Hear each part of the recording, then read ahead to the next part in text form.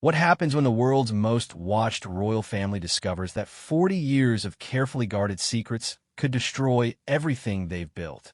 In the shadow of Buckingham Palace, where every whisper echoes through centuries-old corridors and every secret carries the weight of a crown, one DNA test result would shake the very foundations of the British monarchy. This isn't just another royal scandal about affairs or financial troubles. This is about bloodlines, legitimacy, and the terrifying possibility that everything the public believes about the royal succession might be built on a lie.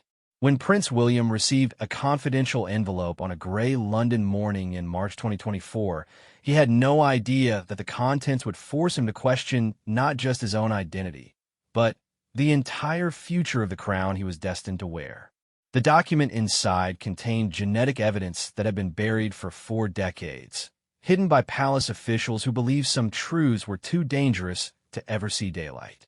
What followed was 72 hours of complete palace lockdown, emergency meetings with constitutional lawyers, and frantic calls between royal residences as the family grappled with a revelation that could either destroy the monarchy or, if handled correctly, finally free them from decades of living with an impossible secret.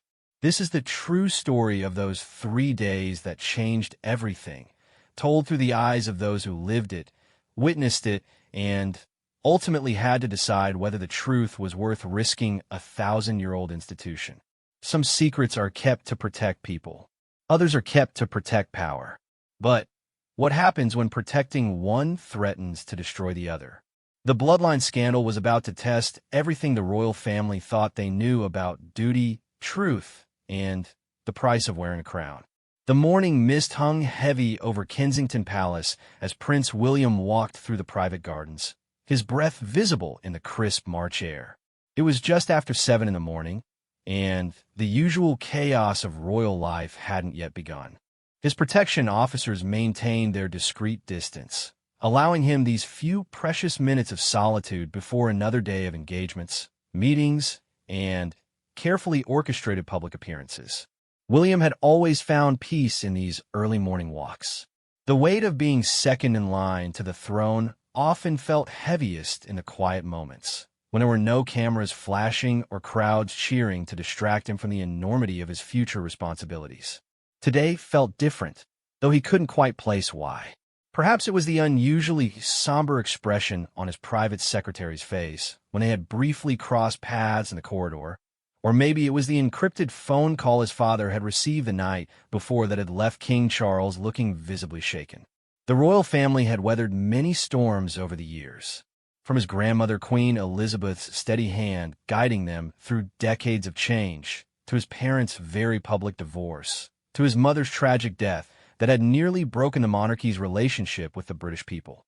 Each crisis had been managed, contained, and ultimately overcome through a combination of careful public relations, family unity, and the unshakable belief that the institution was more important than any individual scandal. But as William made his way back toward the palace, he noticed an unusual number of black vehicles in the courtyard. Not the typical royal protection vehicles, but the kind of unmarked cars that appeared when something serious was happening, something that required absolute discretion and immediate attention. His private secretary, James Morrison, was waiting by the side entrance with an expression that William had learned to recognize over the years. It was the same look James had worn when delivering news about his grandfather Prince Philip's declining health, or when urgent constitutional matters required the prince's immediate attention. But there was something else in James's expression today, a mixture of anxiety and what looked almost like fear. "Sir," James said quietly as William approached, "we need to speak privately." Immediately, William nodded, following his secretary through the familiar corridors of Kensington Palace. They passed staff members who quickly averted their eyes, a behavior that was unusual even by royal standards. The atmosphere felt charged, as if everyone in the building was holding their breath, waiting for something to happen. They entered William's private study, a room lined with books and family photographs that serve as a sanctuary within the palace walls. James carefully closed the door behind them and, activated a small device that William recognized as a signal jammer, something typically used only during discussions involving national security or the most sensitive royal family matters. "James, what's going on?" William asked, settling into his leather chair behind the antique desk that had once belonged to his great-great-grandmother, Queen Mary. James placed a sealed manila envelope on the desk. The envelope bore no markings except for William's name written in careful script across the front. But what caught William's attention was the wax seal. Not the typical royal seal used for official correspondence, but something older, more discreet.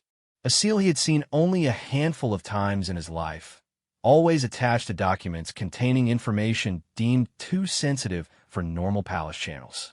"Sir, this arrived through our most secure channels early this morning. It comes with instructions that you are to read it alone, and that under no circumstances should its contents be discussed with anyone until you've had time to process the information fully." William felt a chill that had nothing to do with the March weather. In his 30-plus years of life, he had received perhaps 5 or 6 documents sealed in this manner. Each had contained information that had fundamentally changed his understanding of either his family, his role, or the institution he would one day lead. "Who sent this?" he asked, though he suspected James wouldn't be able to answer. "I'm afraid I don't know, sir. It came through channels that are above my security clearance. But I was told to inform you that this matter involves information that has been classified at the highest levels for approximately 40 years, and that recent developments have made it impossible to keep this information contained any longer." William stared at the envelope for a long moment. 40 years. That would take them back to the early 1980s, around the time of his parents' wedding and his own birth. What could possibly have been hidden for so long that it was only now being revealed? With steady hands, he broke the wax seal and opened the envelope. Inside were several documents, what appear to be medical records, genetic test results, and a lengthy letter written on palace stationery. But it was the official crest at the top of the letter that made William's blood run cold. It was signed by Sir Robert Fellows, his mother's former private secretary, a man who had been dead for nearly 2 years. The letter was dated just 3 months before Sir Robert's death. William began to read, and with each sentence, he felt the ground beneath his feet becoming less stable. The letter spoke of decisions made in the early 1980s, of medical procedures conducted in absolute secrecy, and of genetic testing that had been performed without the knowledge of key royal family members. It detailed a conspiracy of silence that had involved the highest levels of palace staff, select members of the medical establishment, and even certain government officials. But it was the specific details that made William's hands tremble as he read. According to the documents, genetic testing conducted in secret during the early 1980s had revealed information about royal bloodlines that contradicted everything the public, and even most of the royal family, believed to be true. The tests had been ordered by palace officials concerned about certain health issues that appear to run in royal bloodlines. But what they had discovered had implications far beyond medical concerns. The genetic analysis had revealed that Prince Charles was not the biological father of one of his sons. William read the sentence 3 times before its full meaning sank in. According to the documents, advanced genetic testing conducted on blood samples taken during routine medical procedures had revealed that either he or his brother Harry was not Charles's biological child. The implications were staggering. If true, it meant that either the current heir to the throne was not actually a legitimate heir, or that the line of succession had been based on false information for over 4 decades. The letter went on to explain that Sir Robert and a small group of senior palace officials had made the decision to bury this information. They had reasoned that revealing the truth would destroy the monarchy, devastate the royal family, and potentially create a constitutional crisis unlike anything Britain had faced in centuries. The samples had been destroyed, the test results were sealed in the most secure palace vaults, and everyone involved had sworn an oath of absolute silence. But Sir Robert's letter revealed that he had never been comfortable with this decision. In his final months, as he battled the illness that would eventually take his life, he had become increasingly troubled by the weight of this secret.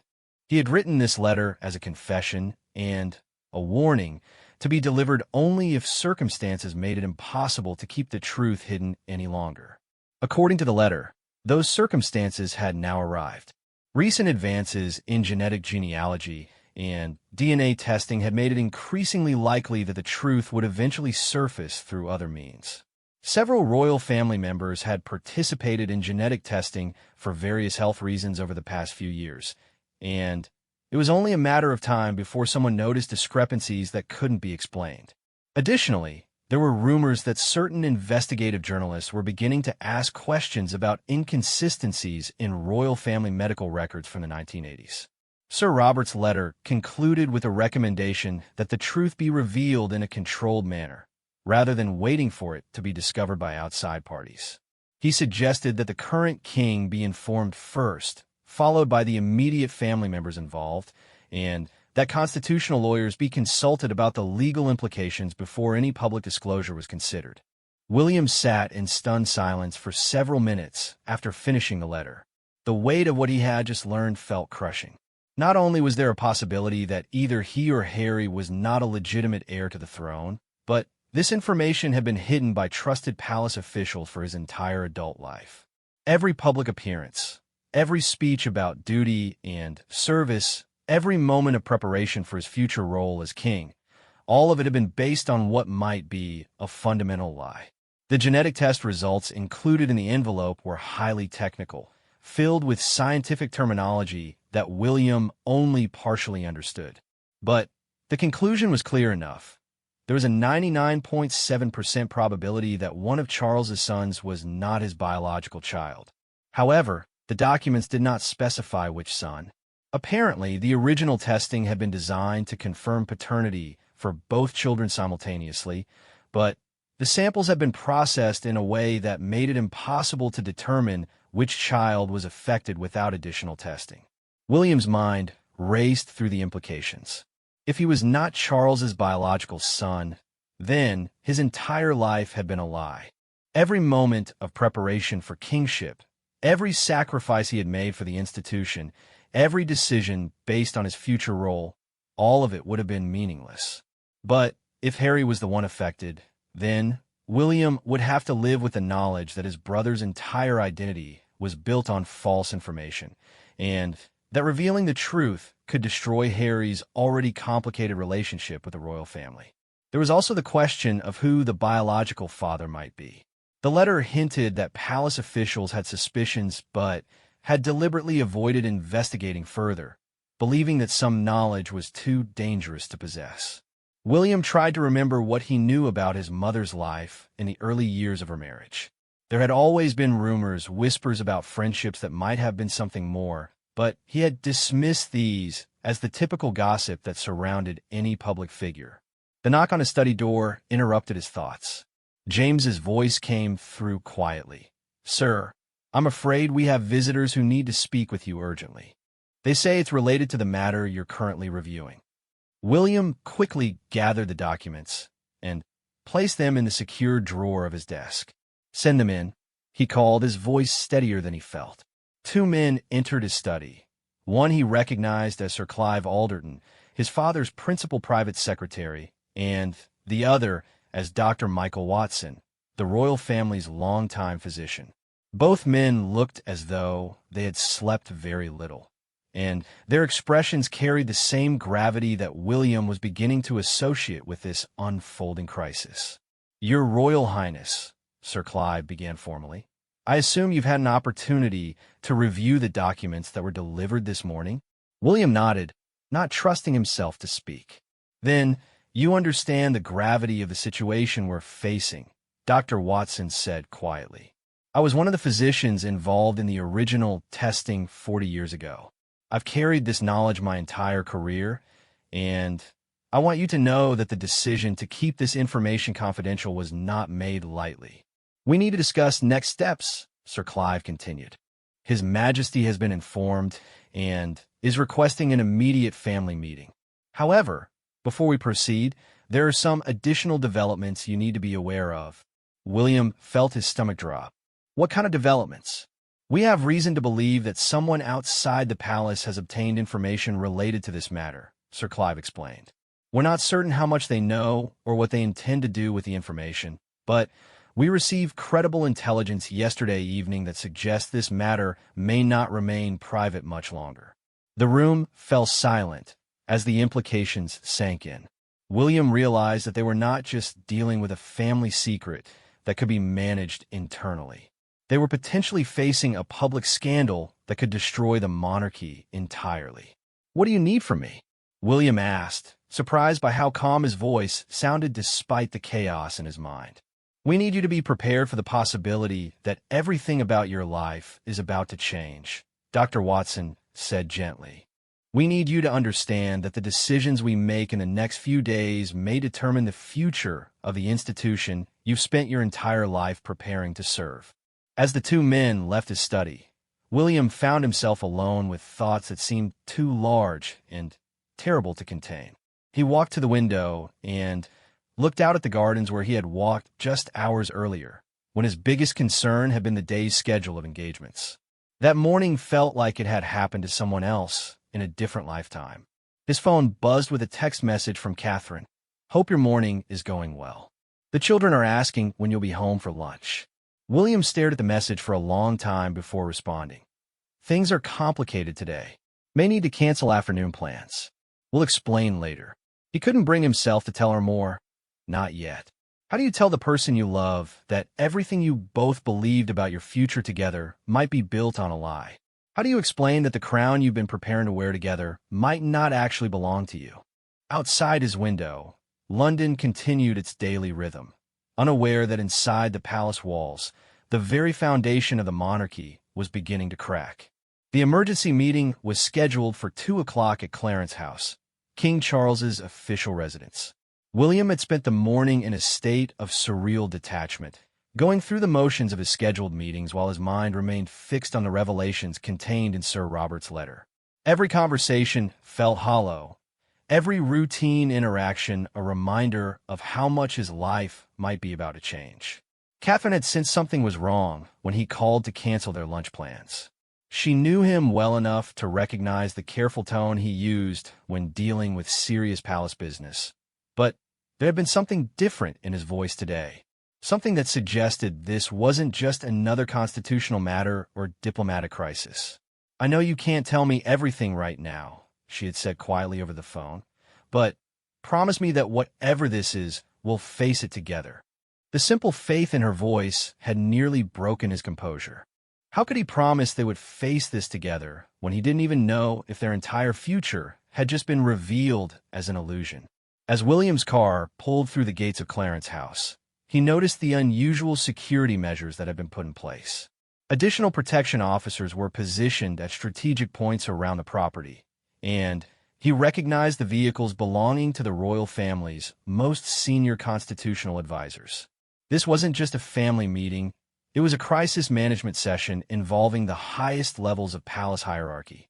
Inside, he was escorted to the private drawing room where his father typically held his most sensitive meetings. King Charles was standing by the window, his back to the room, hands clasped behind him in a posture William recognized as his father's way of processing difficult information. The king looked older than his years, as if the weight of the crown had become physically heavier overnight. Also present were Queen Camilla, whose usually warm demeanor had been replaced by an expression of profound concern, Sir Clive Alderton, Dr. Watson, and 2 other individuals William didn't immediately recognize, but whose formal bearing suggested they were either senior civil servants or constitutional lawyers. "William," his father said without turning around, "I assume you've had time to process the information in Sir Robert's letter."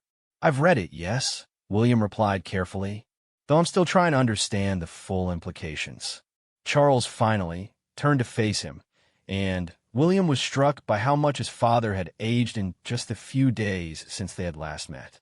The king's face carried lines of stress that seemed to have appeared overnight. "The implications are potentially catastrophic," Charles said quietly. "For our family, for the institution, and for the country." One of the men William didn't recognize stepped forward and introduced himself as Sir Malcolm Davies, a constitutional lawyer who had served as legal counsel to the royal family for over 30 years. "Your Royal Highness," he began, "we need you to understand the legal ramifications of what we're dealing with. If the information in these documents proves accurate, we could be facing the most serious constitutional crisis since the abdication of Edward VIII. Sir Malcolm gestured to a stack of legal documents on the table. "The question of royal succession is not simply a matter of family relationships. It's governed by centuries of constitutional law, parliamentary acts, and international treaties. If it can be proven that the current line of succession is based on false information, the legal challenges could take years to resolve and might ultimately require intervention by Parliament and potentially even changes to the Constitution itself." William felt the full weight of what they were discussing settling on his shoulders. This wasn't just about family secrets or personal identity. It was about the legal foundation of the monarchy itself. "Have you spoken with Harry about this?" William asked his father. Charles shook his head. "We wanted to speak with you first, given your position as heir.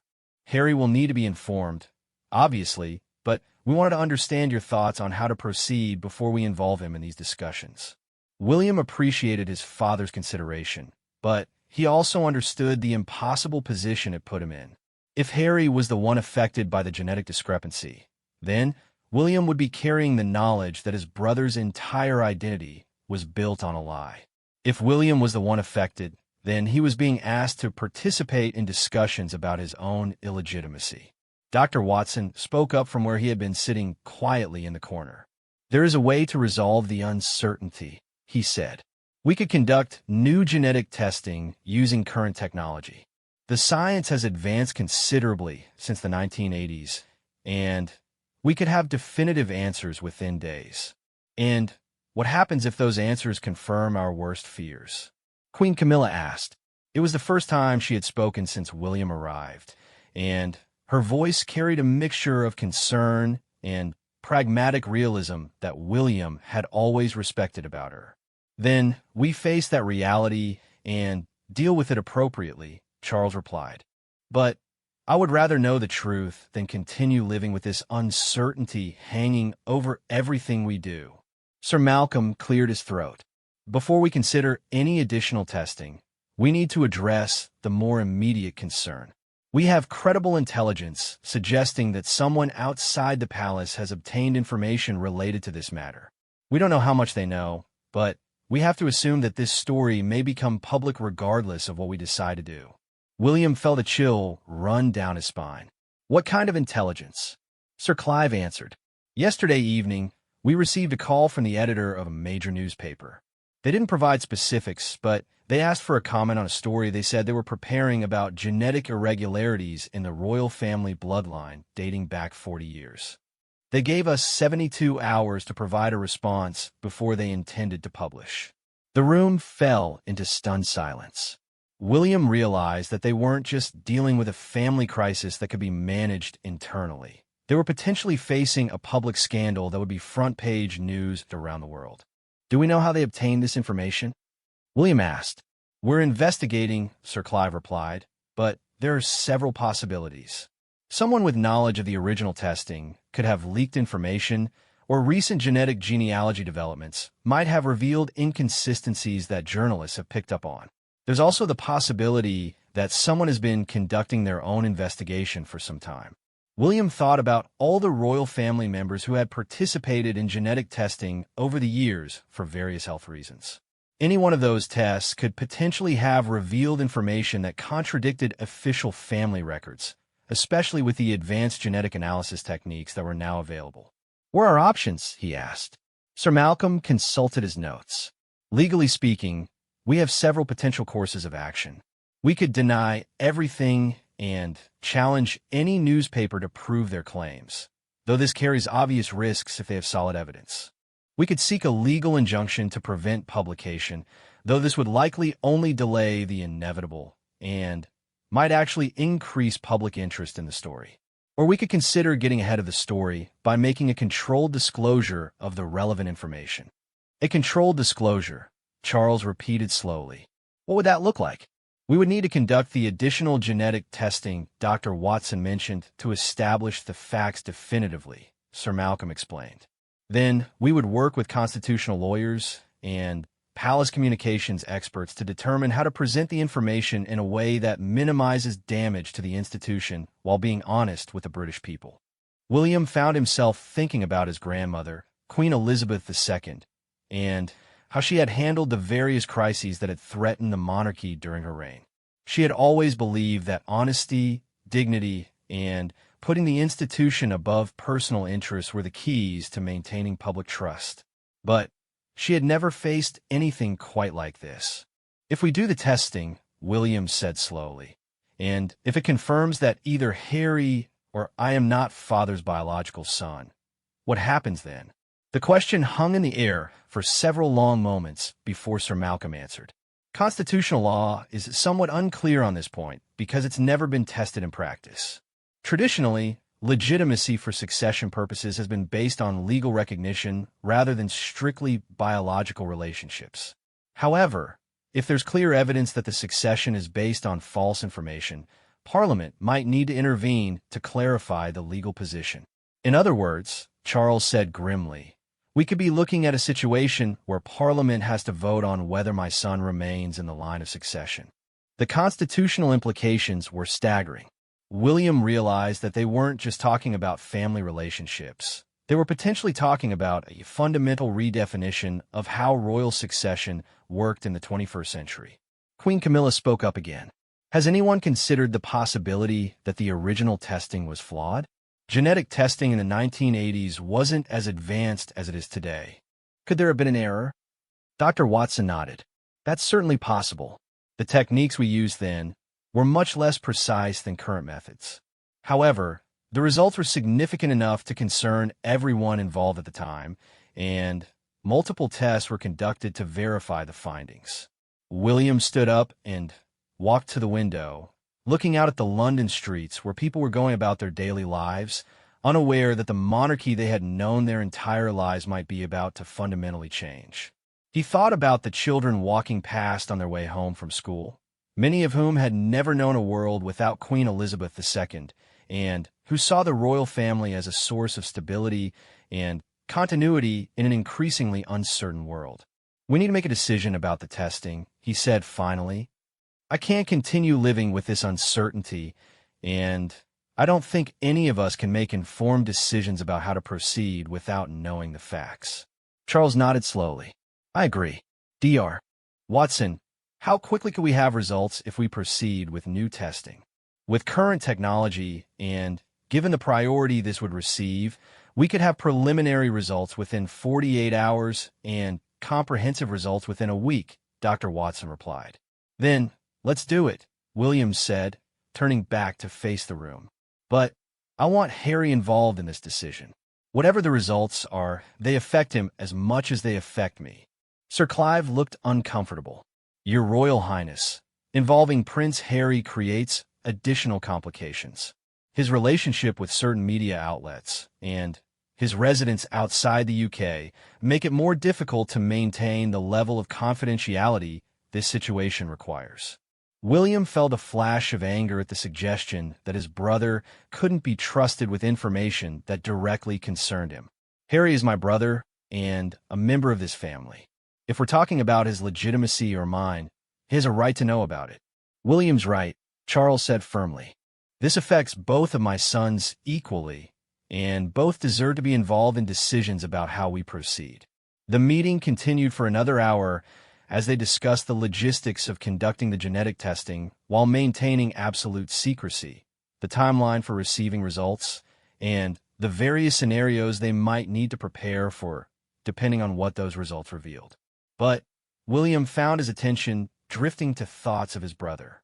Harry's relationship with the royal family had been complicated for years, particularly after his decision to step back from official duties and move to California. There had been tensions, public disagreements, and moments when it seemed like the rift between Harry and the rest of the family might be permanent. But this was different. This was about fundamental questions of identity and belonging that transcended any previous disagreements. As the meeting concluded and William prepared to leave Clarence House, his father pulled him aside for a private word. I want you to know, Charles said quietly, that regardless of what the testing reveals, Nothing changes how I feel about you or Harry. You are both my sons in every way that matters." William nodded, though he wondered if his father truly understood the full implications of what they might discover. If the testing revealed that William was not Charles's biological son, then everything about his future role, his relationship with the institution, and his identity as a royal would be called into question. As his car pulled away from Clarence House, William realized that he was about to make what might be the most important phone call of his life. Harry needed to be told about the situation, and William needed to find a way to explain 40 years of hidden secrets in a conversation that could fundamentally change both of their lives forever. The drive back to Kensington Palace gave him time to think about what he would say, but no amount of preparation could make this conversation easy. How do you tell your brother that everything you both believed about your family might be a lie? The encrypted video call with Harry was scheduled for 7 o'clock London time, which meant it would be 11 in the morning in California. William had spent the afternoon in his private study, trying to find the right words to explain a situation that seemed impossible to articulate. How do you begin a conversation that might destroy everything your brother believes about his identity? Catherine had returned from her own engagements and sensed the gravity of whatever was unfolding. She hadn't asked direct questions, understanding that there were some royal matters that required absolute confidentiality until decisions were made about how to proceed. But her presence in their private apartments provided a steadying influence that William desperately needed. "You look like you're preparing to tell someone that the world is ending," she observed gently, as she found him staring out at the darkening London sky. "In a way, I might be," William replied, then immediately regretted the dramatic tone. But as he considered his words, he realized they weren't far from the truth. For Harry, learning about the genetic testing and its implications might indeed feel like the end of the world as he knew it. The secure video connection was established exactly at 7, with Harry appearing on the screen from what looked like his home office in Montecito. William was struck by how relaxed and happy his brother appeared, a stark contrast to the stress and anxiety that had consumed the royal family in London over the past 24 hours. "Will," Harry said with genuine warmth, "this is unexpected. Secure channels usually mean something serious is happening. Please tell me there's not another constitutional crisis brewing." William felt his heart sink. Harry's casual tone and easy smile made what he was about to say even more difficult. "Harry, I'm afraid there is something serious we need to discuss. Something that affects both of us directly." Harry's expression immediately became more focused. Despite their disagreements over the years, the bond between the brothers remained strong, and Harry could read his brother's moods better than almost anyone. "What's going on?" Harry asked. William took a deep breath. "Yesterday morning, I received some documents that contained information that has been kept secret by palace officials for 40 years. Information about our family that changes everything we thought we knew about our identities and our place in the line of succession." He could see Harry processing this, his expression shifting from curiosity to concern. "What kind of information?" "Genetic testing was conducted in the early 1980s, around the time we were born," William continued carefully. "The testing was done for medical reasons, but it revealed something unexpected. According to the results, one of us is not father's biological son." The silence that followed seemed to stretch on forever. William watched his brother's face as the implications of what he had said began to sink in. Harry's expression cycled through disbelief, confusion, and then something that looked like a terrible understanding. "One of us," Harry repeated slowly. "They don't know which one." The way the testing was conducted, they could determine that there was a genetic discrepancy, but not which of us was affected. The samples were destroyed after the initial results, and the findings were buried by senior palace officials who believed the information was too dangerous to preserve. Harry leaned back in his chair, running his hands through his hair in a gesture William recognized as his brother's way of processing overwhelming information. 40 years, he said. "They've known this for 40 years and never told us." The decision was made by Sir Robert Fellows and a small group of senior advisors, William explained. They believed that revealing the truth would destroy the monarchy and devastate our family. They chose to bury the information and swore everyone involved to absolute secrecy. Until now, Harry said. What changed? William explained about Sir Robert's deathbed letter, the advancing technology that made discovery increasingly likely, and the intelligence they had received about journalists investigating the story. As he talked, he watched his brother's expression shift from shock to something that looked almost like relief. You know what's strange? Harry said when William finished. Part of me isn't surprised. I've always felt different, like I never quite fit the way I was supposed to. People used to comment on how I looked different from you, and, Father, how my personality was so different from the rest of the family. William felt a stab of concern. Harry, we don't know anything for certain yet. The original testing could have been flawed, or there could be other explanations. But you think it's me, don't you? Harry asked quietly. You think I'm the one who's not Father's biological son? The question hung between them, loaded with 40 years of speculation, public commentary, and private doubts that had never been openly discussed. William realized that his brother had been living with these questions much longer than the past 24 hours. I don't know what to think, William said honestly. But I know that whatever we discover, it doesn't change the fact that you're my brother. Harry smiled for the first time since the conversation began, but it was a sad smile that carried the weight of years of feeling like an outsider in his own family. Well, we both know that if it turns out I'm not Charles's son, everything changes. My place in the succession, my relationship with the institution, my entire identity as a member of the royal family. It doesn't change anything that matters, William insisted. You're still my brother, you're still Mother's son, and you're still a part of this family. But I wouldn't be a legitimate member of the royal family, Harry replied. I wouldn't have any legal claim to titles, to position, to anything. And honestly, after everything that's happened over the past few years, part of me might be relieved. William was surprised by his brother's reaction. He had expected anger, devastation, or denial. Instead, Harry seemed to be processing the information with a kind of philosophical acceptance that was both admirable and concerning. There's something else, Harry said after a long pause. Something I've never told anyone, including Meghan. A few years ago, when we were doing some genetic testing related to Archie's health, the doctor mentioned some results that seemed unusual. She said there were some genetic markers that didn't quite match what she would have expected based on our family medical history. William felt his stomach drop. Did she elaborate? I didn't push for details at the time because I was focused on Archie's health, and, frankly, I didn't want to open a can of worms. But, looking back, I wonder if she saw something that raised questions about paternity. The implications were staggering. If Harry's recent genetic testing had revealed information that contradicted his official parentage, then there might already be medical professionals outside the royal family's control who had access to evidence that could support or contradict the 40-year-old secret. Harry, we need you to come to London, William said. Father wants to conduct new genetic testing using current technology to get definitive answers. We need to know the truth before we can decide how to proceed. Harry was quiet for several minutes, looking out what appeared to be a window overlooking the California hills. When he finally spoke, his voice carried a resolve that surprised William. I'll come, he said, but I want Meghan to know what's happening.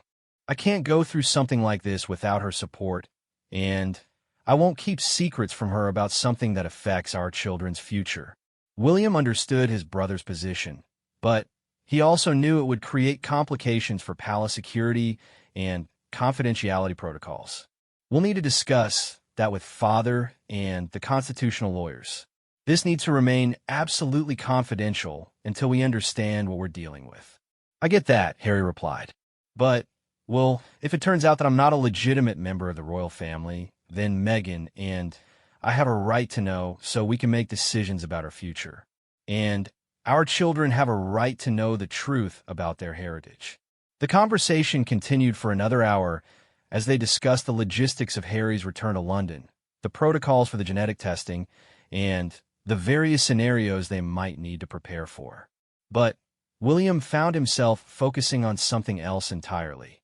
the realization that his relationship with his brother was about to be tested in ways they had never imagined.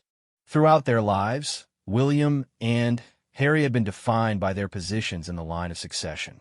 William was the heir destined to be king, while Harry was the spare, with all the freedoms and challenges that came with that role. If the genetic testing revealed that Harry was not Charles's biological son, then those defining characteristics of their relationship would be fundamentally altered. But William also realized that this crisis might provide an opportunity to rebuild their relationship on a foundation that had nothing to do with titles, succession, or institutional obligations.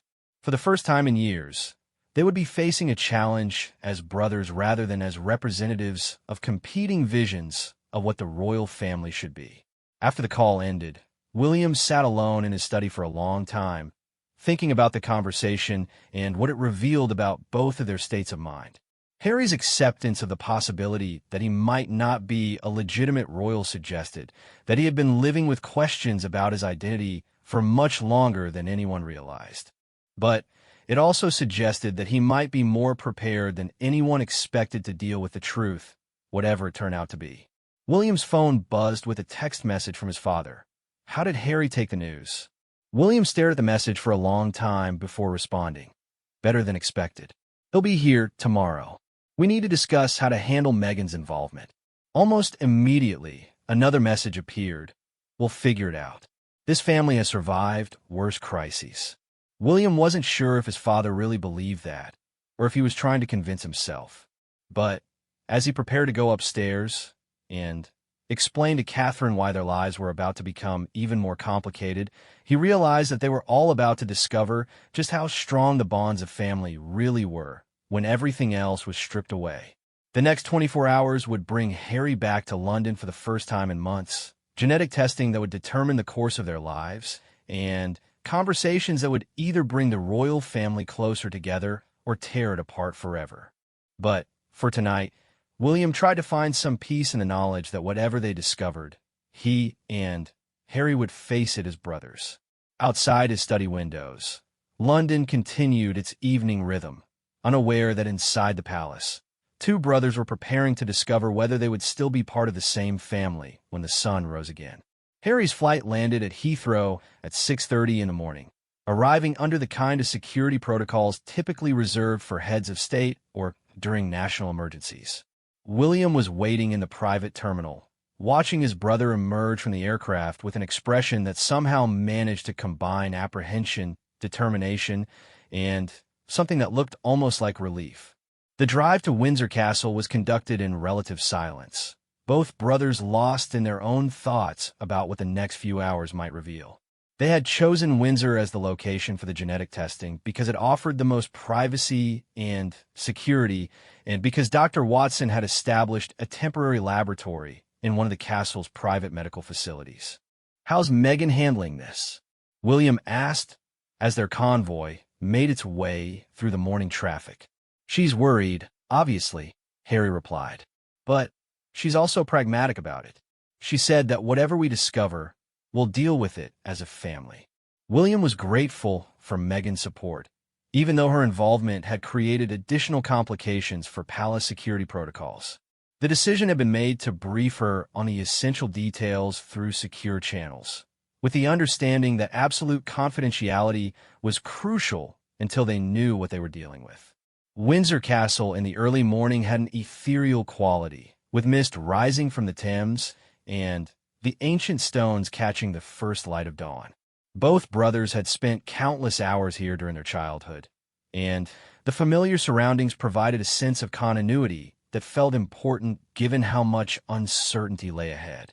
King Charles was waiting for them in the private apartments, looking as though he had slept very little.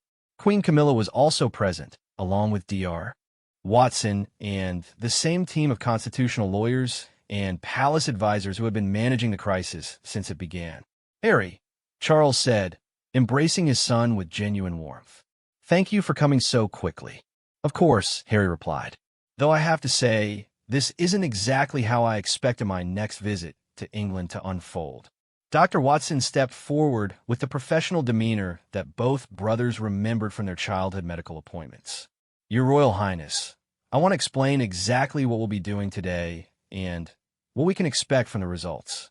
He outlined the testing procedures, which would involve collecting DNA samples from both William and Harry, as well as from Charles, and comparing them using the most advanced genetic analysis techniques currently available. The testing would not only determine paternity with near absolute certainty, but would also provide detailed genetic profiles that could help explain any discrepancies found in the original 1980s testing. How long before we have results? Harry asked. Preliminary findings within 6 hours, Dr. Watson replied. Complete analysis within 24 hours. The technology we're using now is exponentially more precise than what was available 40 years ago. William found himself studying his father's face as Dr. Watson explained the procedures. Charles appeared calm and composed, but there was a tension around his eyes that suggested he was preparing himself for the possibility that one of his sons might not actually be his biological child. The testing itself was surprisingly simple, just cheek swabs and blood samples that took less than 15 minutes to collect. But the weight of what those samples might reveal made the process feel monumental. As Dr. Watson carefully labeled and secured the samples, both brothers realized that their entire future might depend on the genetic information contained in those small vials. What happens now? Harry asked as Dr. Watson and his team departed for the laboratory. Now we wait, Charles said, and we prepare for every possible outcome. Sir Malcolm Davies, the constitutional lawyer, had prepared briefing materials outlining the legal implications of each potential scenario.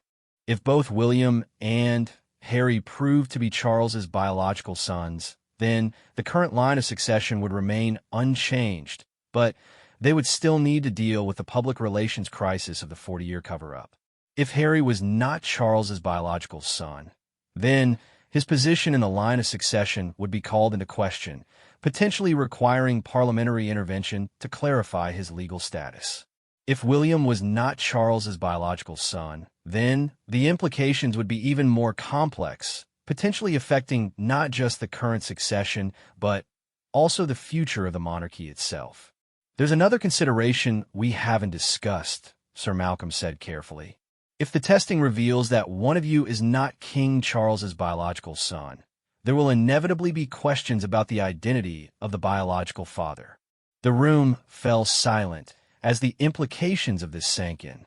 William realized that they weren't just dealing with questions about legitimacy. They were potentially opening a door to investigations into their mother's private life that could be devastating for her memory and for public perception of the royal family. Do we have any idea who that might be? Harry asked quietly. Charles looked uncomfortable. There were friendships your mother had during the early years of our marriage. Relationships that were the subject of speculation and gossip, though nothing was ever proven or publicly acknowledged. William felt a surge of protectiveness toward his mother's memory. Princess Diana had lived her entire adult life under intense public scrutiny, and the idea that her private relationships might now become the subject of genetic investigation felt like a violation of her privacy, even decades after her death. We need to be prepared for the possibility that this information could become public, Sir Malcolm continued. If journalists are already investigating this story, they may also be looking into your mother's relationships from that period. The morning passed slowly as they waited for the preliminary results. William found himself walking the familiar corridors of Windsor Castle, thinking about all the family gatherings and important conversations that had taken place within these walls over the centuries. The castle had witnessed the rise and fall of dynasties, the abdication of kings, and the adaptation of the monarchy to changing times. Now, it was about to witness potentially the most significant challenge to royal legitimacy in modern history. Harry, meanwhile, had found a quiet corner of the library where he was making secure calls to Meghan, updating her on the situation and discussing contingency plans for their family regardless of what the testing revealed. William admired his brother's practical approach to the crisis, even as he worried about how Harry was processing the emotional implications of what they might discover. Just after noon, Dr. Watson returned with a sealed envelope containing the preliminary results. The entire group gathered in the private drawing room, and William noticed that everyone's hands seemed to be trembling slightly as they waited for the envelope to be opened. "Before I share these results," Dr. Watson said, "I want everyone to understand that what we're about to learn will change things for this family. Regardless of the specific findings, we're crossing a threshold that we can't uncross." Charles nodded grimly. "We understand. Please proceed." Dr. Watson opened the envelope and studied the results for a moment before looking up. The preliminary genetic analysis confirms that Prince Harry is not the biological son of King Charles. The probability of paternity is less than 0.1%, which is well below the threshold for biological relationship. William felt the floor seemed to shift beneath his feet, even though part of him had been preparing for this possibility. Harry, surprisingly, seemed to take the news with relative calm, nodding as if it confirmed something he had long suspected. "And William?" Charles asked quietly. "Prince William is confirmed to be King Charles's biological son with greater than 99.9% certainty," Dr. Watson continued. The room fell into stunned silence as the implications began to sink in. Harry was not Charles's son, which meant that his entire identity as a member of the royal family was built on false information. But it also meant that William's position as heir was secure and that the direct line of succession would not be affected. "How are you feeling, Harry?" Queen Camilla asked gently. Harry was quiet for a long moment before answering. "Honestly, part of me feels relieved. I've always felt like I didn't quite fit, like I was playing a role that wasn't really mine. Now I understand why." William reached over and placed his hand on his brother's shoulder. "You're still my brother. You're still part of this family." "Am I, though?" Harry asked. "Legally, what does this mean for my titles, my position, my children's inheritance?" Sir Malcolm consulted his notes. "Legally, the situation is complex. Your titles were granted by the monarch and confirmed by Parliament, so they don't automatically disappear based on biological parentage. However, if this information becomes public, there could be legal challenges to your position in the line of succession." "What about Archie and Lilibet?" Harry asked. "What does this mean for them?" "If you're not a biological member of the royal family, then their claims to titles and succession rights would also be called into question," Sir Malcolm replied carefully. William watched his brother process this information and felt a wave of protective anger. Harry's children were innocent in all of this, and the idea that their futures might be affected by secrets kept for 40 years seemed profoundly unfair. "There's something else we need to discuss," Dr. Watson said hesitantly. "The genetic analysis provides some indicators about potential biological paternity. While we can't make definitive identifications without additional testing, there are certain genetic markers that could help narrow down possibilities." Charles looked pained. "Do we need to know that information?" "It depends on how we decide to handle this situation going forward," Sir Malcolm replied. "If we're going to make any kind of public disclosure, we need to be prepared for questions about identity. If we're going to continue to keep this private, then perhaps that information isn't necessary." Harry spoke up. "I want to know. If I'm going to rebuild my identity around the truth, then I want to know the whole truth." Dr. Watson nodded and consulted another section of his report. "Based on the genetic markers we've identified, and comparing them to genetic information from other members of the extended royal family and known associates from the relevant time period, there are strong indicators pointing to Major James Hewitt as the most likely biological father." The name hung in the air like a physical presence.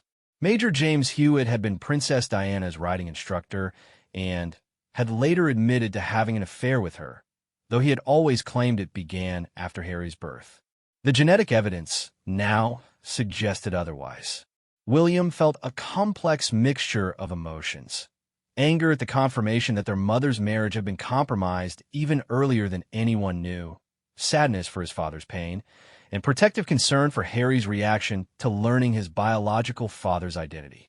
Harry was silent for several minutes, processing not just the confirmation of what he had suspected about his legitimacy, but also the specific identity of his biological father.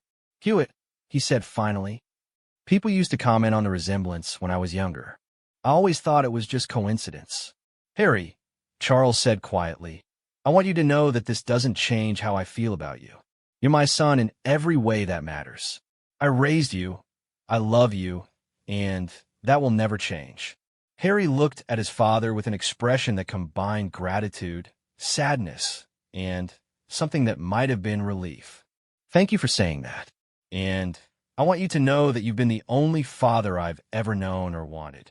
But William could see the wheels turning in his brother's mind, and he knew that Harry was already beginning to think about what this revelation meant for his future, his family, and his relationship with the institution that had defined his entire life.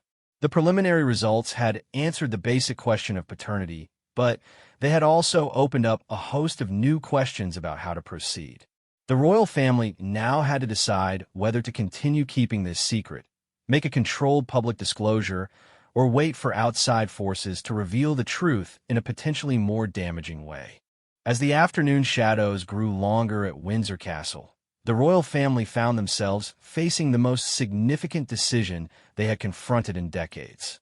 The truth was finally known, but what to do with that truth remained an open question that could determine the future of the monarchy itself.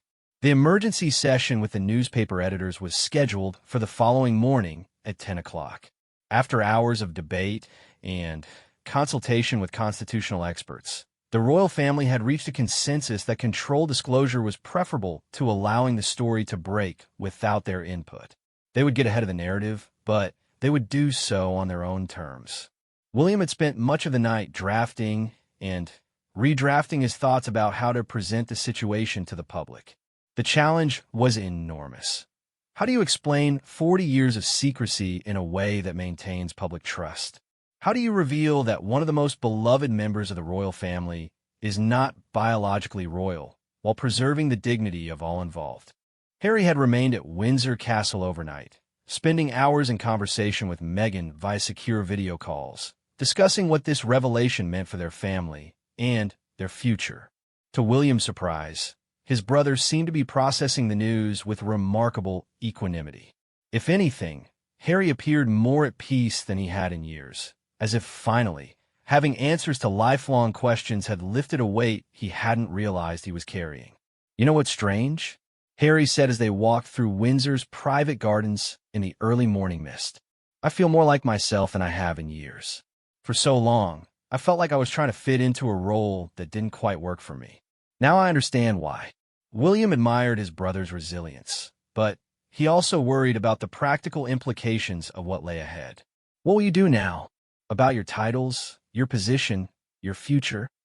Harry was quiet for a long moment, watching the sunrise paint the ancient castle walls in golden light. I think this might be an opportunity to finally define my life on my own terms.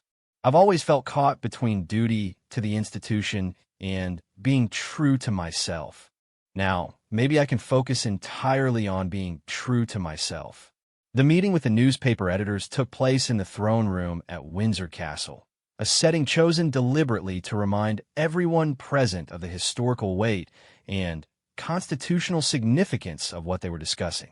Present were King Charles, Queen Camilla, William, Harry, Sir Clive Alderton, Sir Malcolm Davies, and senior representatives from the Palace Communications team. The editors arrived precisely on time. Sarah Richardson from the Times, Marcus Webb from the Daily Telegraph, and Janet Morrison from the Guardian. All three were seasoned journalists who had covered the royal family for decades and understood the gravity of what they were about to hear. King Charles opened the meeting with a statement that he had clearly rehearsed but delivered with genuine emotion. Ladies and gentlemen, we've asked you here today to share information that has been kept in confidence for 40 years. We're choosing to share this information proactively because we believe the British people deserve to hear the truth from us directly, rather than through speculation or leaked documents. He then outlined the basic facts: the genetic testing conducted in the early 1980s, the decision to keep the results confidential, Sir Robert Fellowes' deathbed revelation, and the recent confirmation testing that had proven Harry was not his biological son.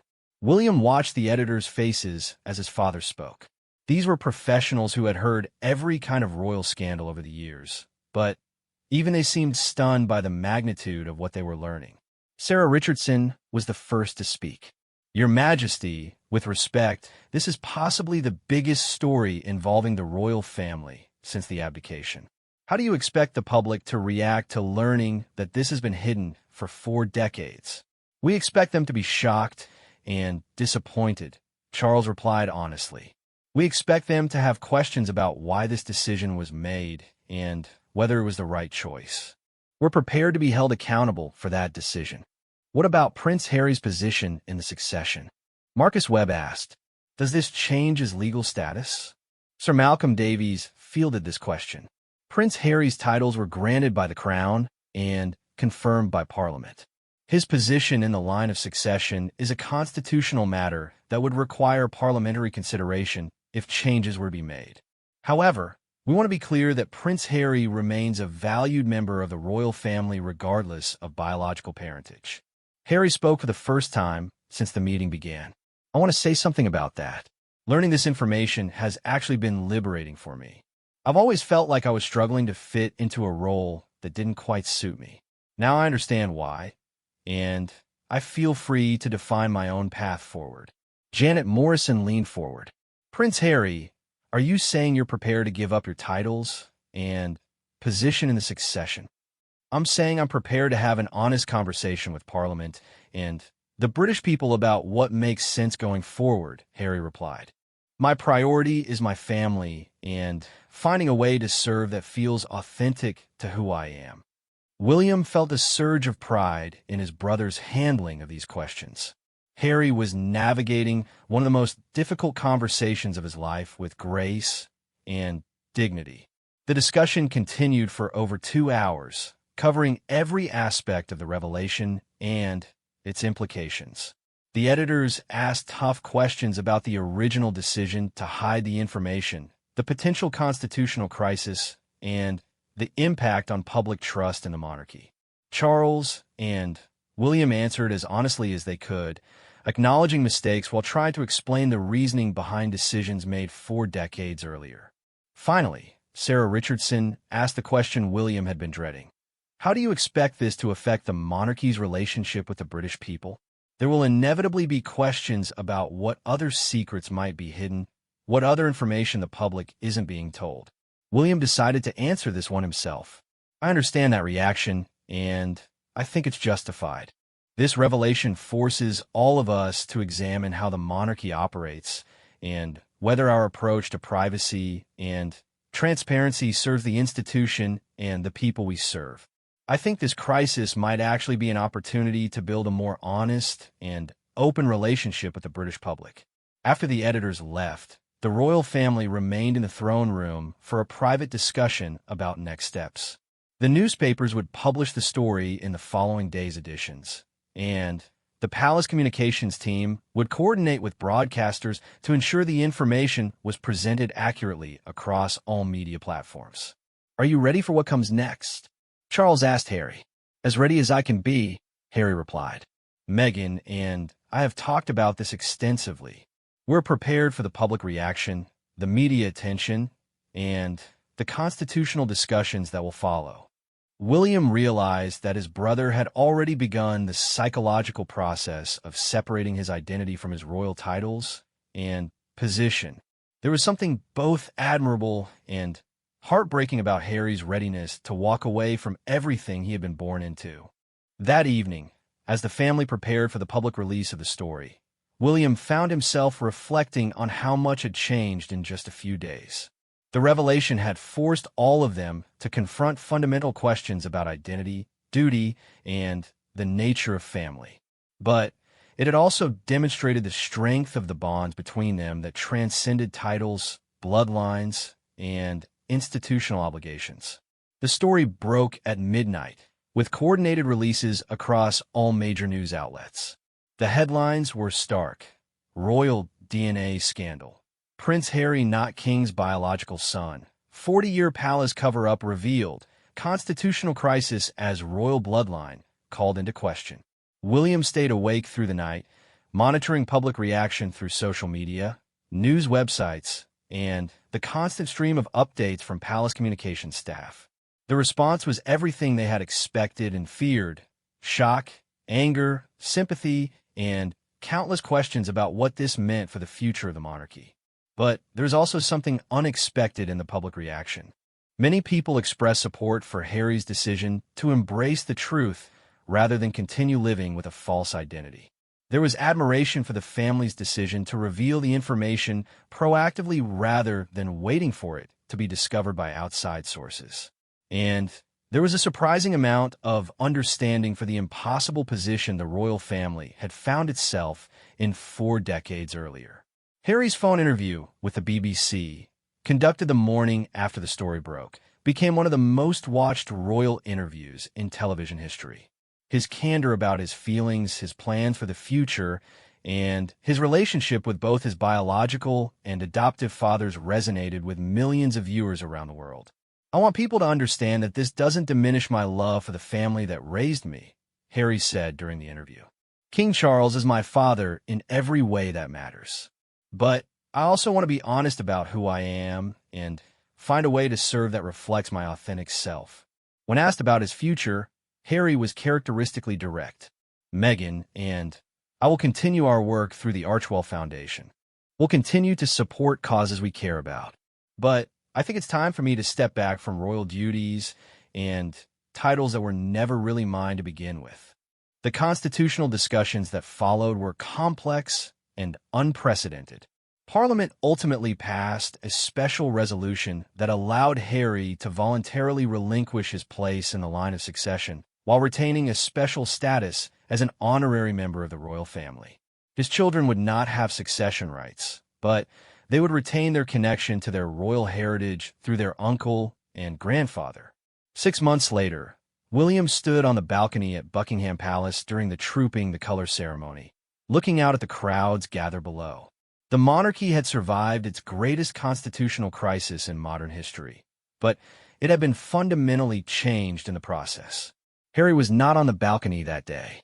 He was in California, working on a documentary about military veterans while Meghan launched a new initiative to support young mothers.